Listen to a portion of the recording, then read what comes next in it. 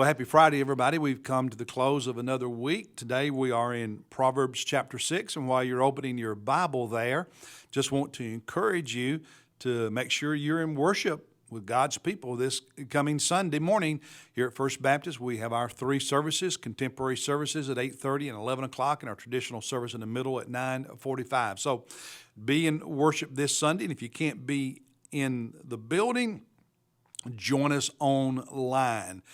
You can catch our services on our different social media platforms as well as our website. We have a pre-recorded sermon that is available on our social media platforms, and then also in our members section of the website, you can watch the live stream of the 9:45 and 11 o'clock services if you'd like to see the entire service.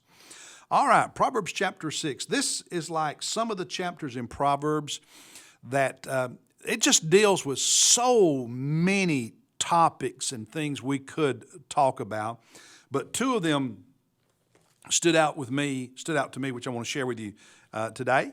The first is about working hard, the importance of working hard to avoid unnecessary debt and servitude to debt.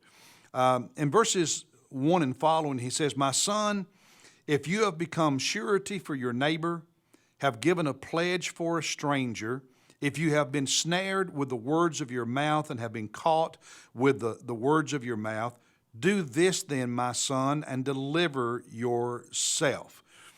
In ancient times, sometimes people, as collateral, that's how we would think of it today, as collateral to get a loan, would put their own body up. And if they weren't able to pay it back, then their body, which was surety for that loan, they'd have to go and be that person's slave or servant and work for that person a certain number of years, depending on the loan amount. He's talking about that. Well, we don't do that today. We had that in the past in America, indentured servanthood. But we are very tempted in America to become slaves to debt. We want this, we want that, we want more, we want what so-and-so has, we want so much.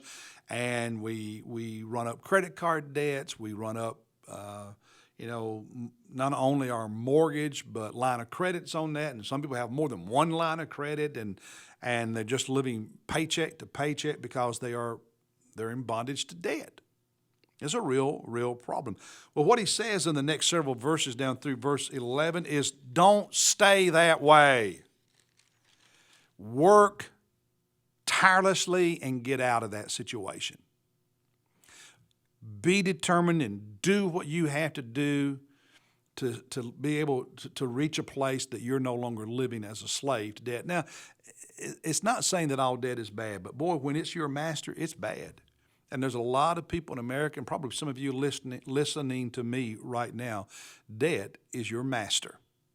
And God says you need to stop spending and make sure you work hard.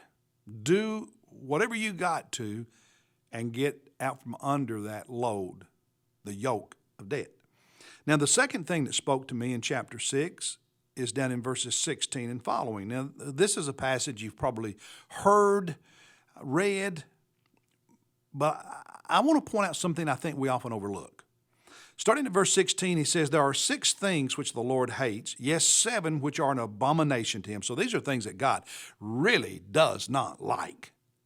What are they? Haughty eyes, arrogance, a lying tongue, and somebody you can't trust, hands that shed innocent blood, violence, bad temper, abusive person, a heart that devises wicked plans, somebody who's always scheming,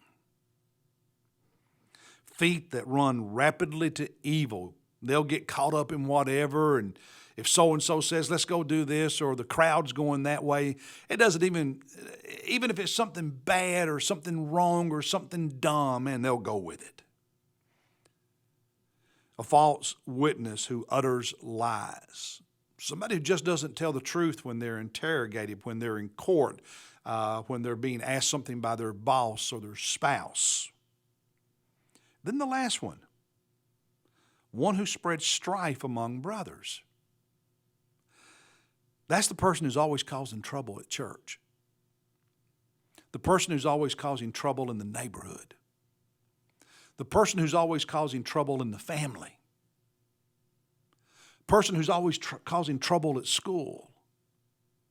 Now, we don't tend to think of troublemakers like that as being evil. All right, lying under oath, lying, yeah, horrible, arrogant and thinking you're better than others, yeah, that's bad. Hurting people, violence, bad temper, bad. And yet God says the person who's always stirring things up is just as bad. In the church, we often say, well, that's just so-and-so. Hey, we all know how he is. Well, God says how he is evil. Doesn't mean we all agree on everything. We never talk to each other about things where we disagree. That's appropriate. But somebody who's just always trying to stir things up, God says it's just pure evil. And you don't want to tolerate it, because all it'll do is mess up everything that's around and touches. Jesus, in his famous Sermon on the Mount in Matthew chapter 5 in verse 5, said, blessed are the gentle. And then in verse 9 he said, blessed are the peacemakers.